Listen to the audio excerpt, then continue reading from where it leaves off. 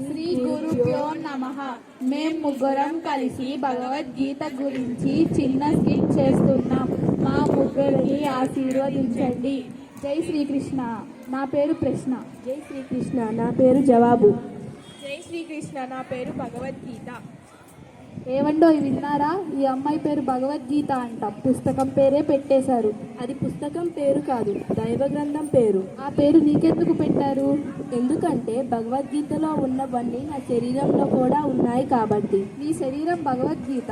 అవును, నా శరీరమే కాదు, మానవ శరీరాలన్నీ నడిచే భగవద్గీతలు. అయితే పంచపాండవులు ఎవరు?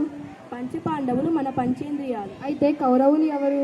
మన కోరికలే కౌరవులు. అయితే పంచపాండవుల భార్య ద్రౌపది ఎవరు? పంచేంద్రియాలకు ముడిపడి ఉన్న సత్యశీలమే ద్రౌపది మాత. అయితే కురుక్షేత్రం ఏమిటి? మన మనసే కురుక్షేత్రం. శ్రీకృష్ణ భగవానుడు ఎవరు? నాలోనూ నీలోనూ ఈ విశ్వమంతా నిండి ఉన్న జ్ఞానమే శ్రీకృష్ణ భగవానుడు. భగవద్గీతలో ఎన్ని శ్లోకాలు ఉన్నాయి? 700 శ్లోకాలు ఉన్నాయి. అందులో మొదటి శ్లోకం ఏమిటి? అందులో మొదటి శ్లోకం కూడా నీలాగే ప్రశ్నతో మొదలవుతుంది. ధర్మక్షేత్రే కురుక్షేత్రే సమవేతాయుయుత్సవః మామకాః పాండవాశ్చైవ కిమకూర్వత సంజయ. ఈ శ్లోకం అర్థం ఏమిటి? ధర్మక్షేత్రే కురుక్షేత్రే అంటే ధర్మక్షేత్రమైన మన మనసులో, సమవేత యుయుత్సవః అంటే యుద్ధం చేయాలని ఉత్సాహంతో సమావేశమయ్యి ఉన్నా, మామకాః పాండవాశ్చైవ అంటే కోరికలు పంచేంద్రియాలు కలిసి, కిమకూర్వత సంజయ అంటే ఈ భూమి మీదకి వచ్చి ఏం చేస్తున్నావు, ఎలా ఉన్నావని మొదటి శ్లోకం నిన్ను ప్రశ్నిస్తుంది. అవునా? భగవద్గీత మొదటి శ్లోకం హౌ ఆర్ యు అని ప్రశ్నిస్తుందా? యత్ర యోగేశ్వర కృష్ణ యత్ర పార్థో ధనుర్ధర తత్ర శ్రీ విజయో భూతి గురువాణి తీర్మతిర్మమ. ఈ శ్లోకం అర్థం ఏమిటి? యత్ర యోగేశ్వర కృష్ణ అంటే ఎక్కడైతే జ్ఞానం నిండి ఉంటుందో, యత్ర పార్థో ధనుర్ధరః అంటే ఆ జ్ఞానం మీద గురిపెట్టిన శిష్యుడు ఉంటాడో, తత్ర స్త్రీ విజయోర్భూతి అంటే ఎక్కడైతే విజయం కలుగుతుందో, యువా నీతిర్మతిర్మమ నీతి నియమాలతో వర్ధిల్లుతాము.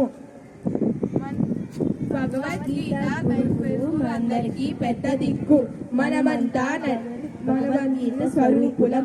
మనమంతా నడిచే భగవద్గీతలం. ఇప్పుడు జై శ్రీకృష్ణ. ఇప్పుడు మనం గీతోపదేశం సన్నివేశాన్ని చూడబోతున్నాం.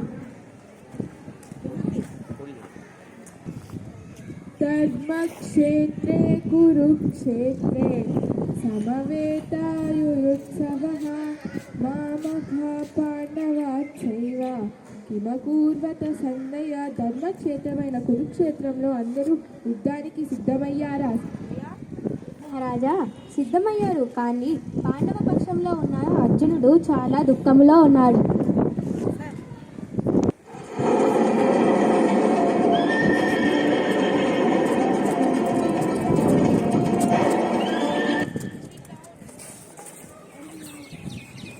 బావా కృష్ణ, మీరందరూ నా గురువులు, మిత్రులు, బంధువులు. అయ్యో, వీరితోనే నేను యుద్ధం చేయవలసింది. దృష్ట్వేమం స్వజనం కృష్ణ యుయుత్సం సముపస్థిత సీదంతి మమ గాత్రాని ముఖం చ పరిశుష్యతే. కృష్ణ, వీరిని చూస్తుంటే నా శరీరం కంపిస్తోంది, నోరు ఎండిపోతోంది, చేతులు వణుకుతున్నాయి, హృదయం దిగులుతో నిండి ఉంది.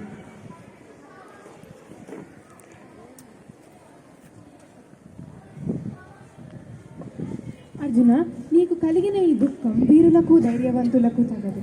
క్లైబ్యం మాస్మగమ పార్థ నైతత్వయుపపద్యతే క్షుద్రం హృదయ దౌర్బల్యం త్యక్వోతిష్ట పరంతప. అర్జున, నీకు కలిగిన ఈ నీరసం, భయం, అధైర్యం నీకు తగినవి కాదు. లేచి నిలబడు పార్థ. చంపడం పాపం, దీనితో సంతోషంగా నేను ఎలా బ్రతకగలను? నువ్వు చంపుతున్నది వారిలో ఉన్న అహాన్ని మాత్రమే అర్జున. నేను నాది అనే స్వార్థపూరితమైన అహంకారాన్ని మాత్రమే అర్జున. అయితే కృష్ణ, నా కర్తవ్యం ఏమిటి? నీ ముందున్న పనిని చేయడమే నీ కర్తవ్యం అర్జున. ఫలితంపై ఆందోళన చూపవద్దు. ఉద్ధరేత్ ఆత్మనాత్మానం నాత్మనం అవసాదయేత్ ఆత్మైవ హ్యత్మనో బంధుః ఆత్మైవ రిపురాత్మనః. అనగా అర్జున, ఆత్మ తనను తాను రక్షించుకోవాలి. మన మనసే అన్నిటికీ మూలం. మన మనసే మన మిత్రువు, ఆ మనసే మన శత్రువు. కృష్ణ, నీ బోధన హృదయాన్ని అజ్ఞానము నుండి జ్ఞానం వైపుకు ప్రయాణింపజేసింది. ఇప్పుడు నాకు సందేహం లేదు. నేను నా కర్తవ్యాన్ని నిర్వహిస్తాను.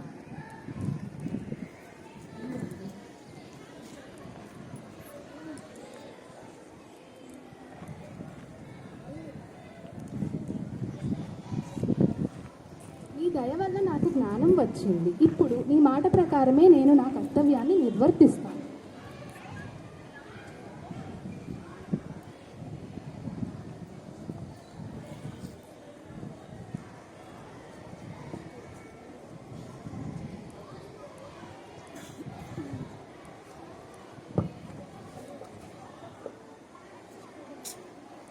శుభం అర్జున, శుభం మొదలవుతుంది.